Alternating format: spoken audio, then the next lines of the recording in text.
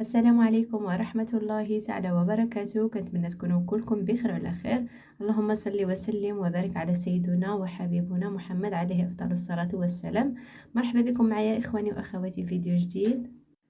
ومحبوبة الجماهير غادي نشارك معكم اليوم بطريقة سهلة رائعة كتجي معلكة لذيذة بزاف بواحد الطريقة ديال الشباك اللي سهلة مهلة للمبتدئات كيف ما عودتكم، السهل والبسيط والسريع. فكما كتعرفوا دائما كل رمضان كنحط معكم الشباكيه، وكل عام حتى حنا كنكتسبوا اضافات كنشاركها معكم. كنتمنى هذا الفيديو نال اعجابكم. كما كتشوفوا نوريها لكم من هنا من الداخل، كتجي شاربه العسل وهشيشه ومعلكه. كنتمنى تنال اعجابكم. نخليكم مع الوصفه والطريقه ديال التحضير. بسم الله على بركة الله. فهنا حاجتي الكيلو ديال الدقيق. غادي نخلي لكم ان شاء الله المكونات مكتوبه بالتدقيق في صندوق الوصف، وكذلك نصف الكميه الناس اللي بغا يستعملوا فقط نص كيلو.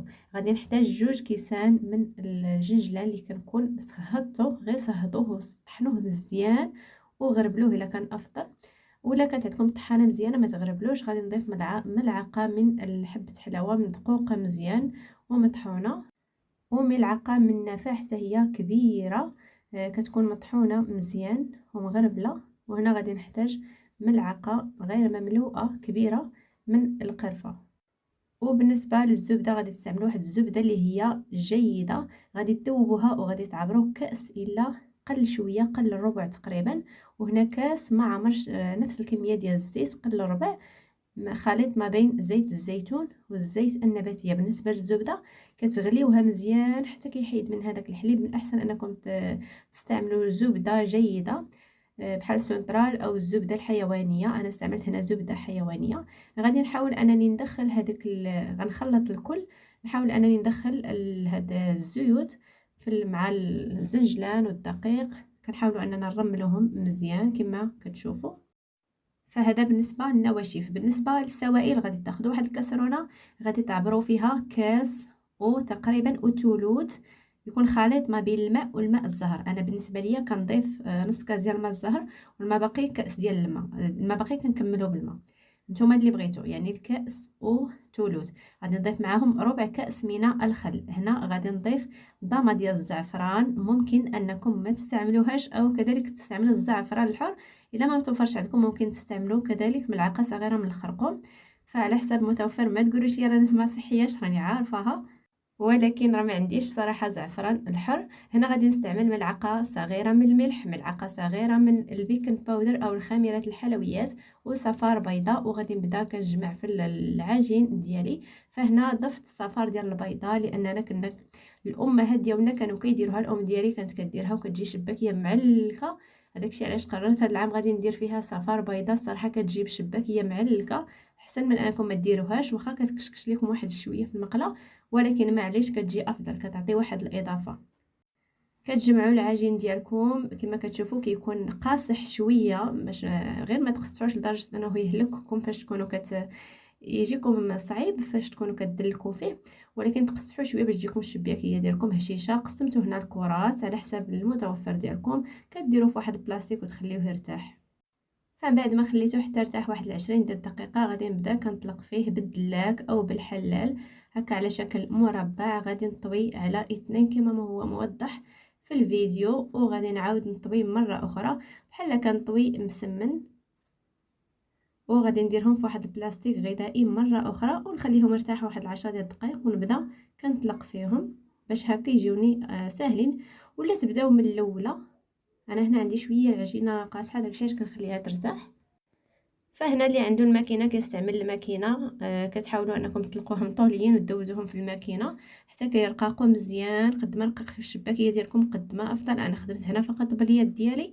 غادي ناخذ الجراره. خديت ديك الجراره اللي كتسهل علينا الخدمه وكتجيبها لكم قاده، ولكن كانت عندي صغيره بزاف فما عجبتنيش الشباكيه. وهنا قررت نخدم بهاد الجراره العاديه. كديروا 5 ديال الاشرطه، كديروا 4 والخامس كتقطعوا، يعني كيخرج لكم 5 ديال الاشرطه. كتاخذوا 2 على 2، وهذاك الواحد اللي كيبقى لكم كما كتشوفوا كنحطوا على الجهه الاخرى. وكنحاول انني نجمع القنيتات. كنخشي الاصبع ديالي من هاد الجهه ومن هاد الجهه وكنفتحها. كنحاول انني نجمع الجوانب. غادي نعاود معكم واحده اخرى باش تفهموا اكثر.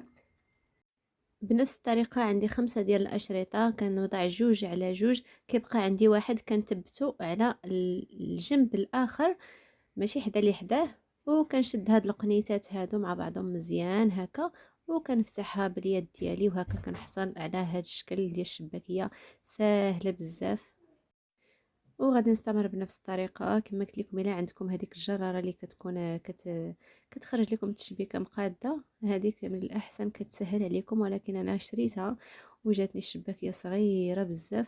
فقلبوا عند المستلزمات الحلويات الا عندهم هذيك الكبيره خذوا الكبيره، كتسهل صراحه العمليه بسريعه، وحتى الماكينه كتسهل. كنستمر بنفس الطريقه حتى نكمل ونرجع معكم ان شاء الله. وهذا هو الشكل ديال الشباكيه ديالي من بعد ما كملتها. خليتها واحد شويه حتى تشمعات مزيان. ممكن انكم تبيتوها الا كنتو عييتو، ولا انا غنقليها في نفس الليله. غادي نحتاج هنايا الزيت، تقريبا 1 لتر ديال الزيت غنديرو في مقلاة حتى يسخن جيدا. وهنا عندي هاد الصفايه، واحد العود اللي غادي نقلب به. غادي نحتاج العسل اللي غادي نحط لكم الرابط ديالو، ومصفات اللي غادي نبقى نصفي هنا. غادي نبدا كنوضع الشباكيه ديالي، غادي حتى نشوف واش سخنات ولا لا.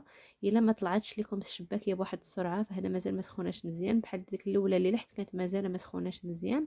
من بعد ما عرفت انها سخنات بديت كنحط في الحبات ديالي، وغادي نبقى كنقلبهم بهذاك العود ديال الشواء حتى كيتحمروا معنا مزيان. وكناخذها هكا بالمصفات ومباشره كنوضعها في العسل وهي سخونه. كنحاول انني نغمسها في العسل باش كتشرب لينا العسل مزيان وهي سخونه. هنا كنوضعها في العسل وكنرجع انني نحط حبات اخرين. ممكن انكم في هذه المرحله هذه تبعدوا المقلاة على النار حتى لان الواحد كيكون كيقلي بوحدو. انا كنهضر على اللي كيقليو بوحدهم بلا عوين. كتبعدوا شويه المقلاة، اصلا كتكون سخونه بزاف. في المرحله الثانيه كتنقصوها، لان الا خليتوها مجهده غادي تحرق لكم الشباكيه. خاصها تجي طايبه حتى من الداخل، ماشي محروقه غير من برا ومن الداخل خضراء.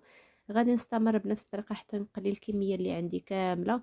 وهنا غادي نحيد هذه من العسل، حيت الاخرى صافي تحمرات. غادي نبدا نوضع فيها وهكا كنستمر، وحده كتقلى وحده كنديرها في العسل. وملي هذه كتحمر كنحيد الاخرى من العسل وكنستمر بهذه الطريقه. وقلت لكم فاش تكونوا كتوضعوها في العسل ممكن انكم تحيدوا المقلاة على النار باش هكا كتسهلوا عليكم. الا عندكم شي واحد معاونكم فواحد كيكون معاون، واحد كيطفي في العسل وواحد في المقلاة. وهذا هو الشكل ديال الشباكيه ديالنا من بعد ما كملتها. كما كتشوفوا كتجي رائعه بزاف، كتجي رقيقه ومجعبه وشاربه العسل وهشيشه، والاهم انها بنينه بزاف. وبغيت نقول لكم بزاف كيسولوا على الصفر ديال البيض اشنو الافاده ديالو. الصفر ديال البيض كيخلي الشباكيه ديالكم كتجي معسله، واخا كيكشكش لكم شويه في المقلاة ولكن ماشي مشكل. فالاهم هو المذاق ديال الشباكيه انه كيجي لذيذ بزاف. وكما كتشوفوا التشبيكه ديالنا كتجي رائعه وسهله. فانا شاركت معكم الطريقه ديالي. فالطريقه ديال التشباك فهي معتمده عند بزاف ديال السيدات لانها سهله بزاف. كما كتشوفوا كتجي الشباكيه هشيشه.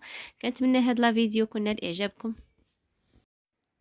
فإلا عجبكم فيديو كنتمنى ما تبخلوش عليا بلي لايك ديالكم. الا كنتو اول مره كتشوفوا القناه ديالي كنقول لكم مرحبا بكم في القناه ديالي. ما بقى ليا الا نضرب لكم موعد في الفيديو الماجي ان شاء الله. في امان الله وحفظه.